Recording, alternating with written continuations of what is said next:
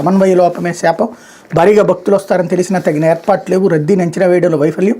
తిరుపతిలోని వైకుంఠ ద్వార దర్శనాల టోకెన్ల జారీ కేంద్రం వద్ద తొక్కిసలాట్లో భక్తుల మరణానికి తిరుమల తిరుపతి దేవస్థానం పోలీసు యంత్రాంగం మధ్య సమన్వయ లోపమే ప్రధాన కారణం.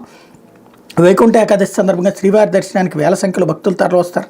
స్థానికులు కూడా భారీగా వస్తారని తెలిసినా అధికారులు నిర్లక్ష్యంగా వ్యవహరించడంతో ఇంత దుర్ఘటన జరిగింది. తిరుమల తిరుపతి దేవస్థానంలో భారీ ప్రక్షాళన జరగాలని భక్తులకు శ్రీవారి దర్శనం కల్పించేందుకు అనుసరిస్తున్న విధానాల్లో చాలా మార్పులు చేయాల్సిన అవసరం ఉందనడానికి ఈ ఘటన ఉదాహరణ అన్నటువంటి వార్తని హైలైట్ చేశారు. ఇక్కడ కూడా ఒక దరిద్రపు వక్రీకరణ తప్పించి ఏం లేదు.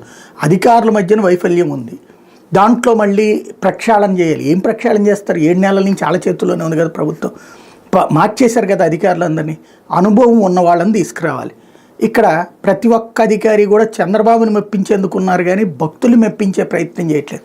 అసలు లోపం అది. ఆ విషయాన్ని పక్కన పెట్టేసి ఇప్పటికి ఇదే కనుక జగన్ అయ్యి ఉంటే ఇప్పటికి జగన్ వైఫల్యం, లేకపోతే ముఖ్యమంత్రి కార్యాలయం నుంచి ఎవడో ఫోన్ చేస్తే పంపించబోయారు, ఇట్లాంటి పిచ్చి పిచ్చి వార్తలని రాసేవాళ్ళు. ఇప్పుడు ఇక్కడ బాబు గారికి ఏం సంబంధం లేదు. నిజంగానే బాబు గారికి ఏం సంబంధం ఉండదు.